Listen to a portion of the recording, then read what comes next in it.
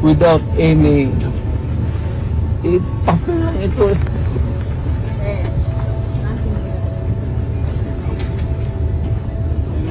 You better go back to them and have the legal.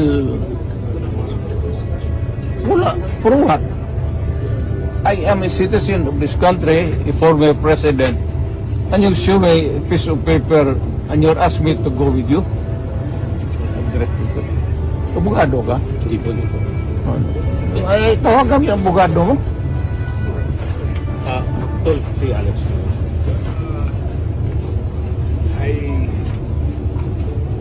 Kasi kanina wala pang warrant. Sir, he used to be, also, Our upper class. He's a commander, 16 years old. PC Danila. So I'm sorry to be talking loudly, but this is a serious matter. They just transmitted to me, sir, a copy of the... Kanina, sir, nire-request ko na magpagbigyan lang kayo na makauwi sa bahay, makakuha ng mga gamit. Kasi wala pang warrant of arrest until we get a copy of the warrant of arrest. Kasi yun man yung requirement. That is the only They're saying, legal but they thing. now said, Yan ang mangyayari dyan. I-live mo yun na.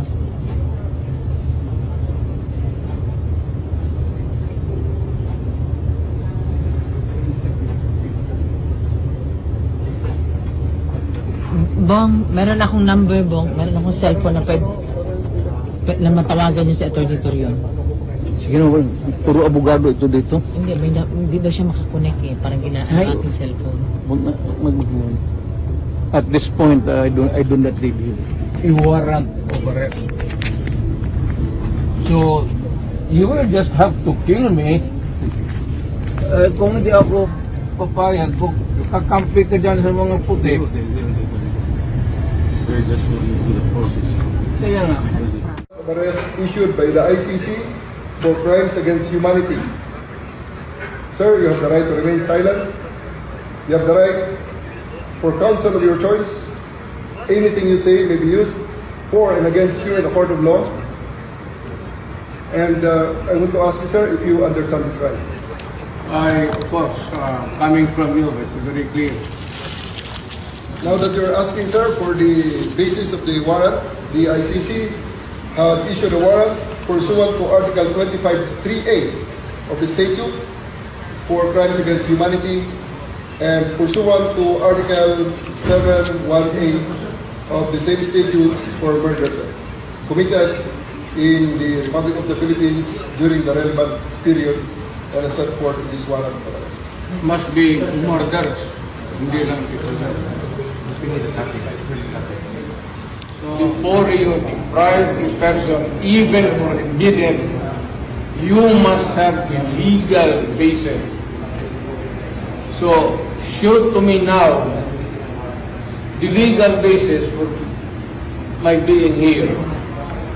As apparently I was brought here not of my own volition. If somebody else says, kung hindi ibang tao, ikaw siguro, because this is your structure. So you have to answer now for the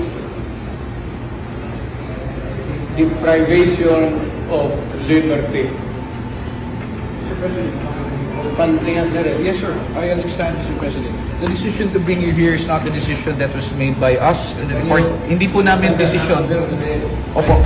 Can you come here? Yes, sir. Yes, sir.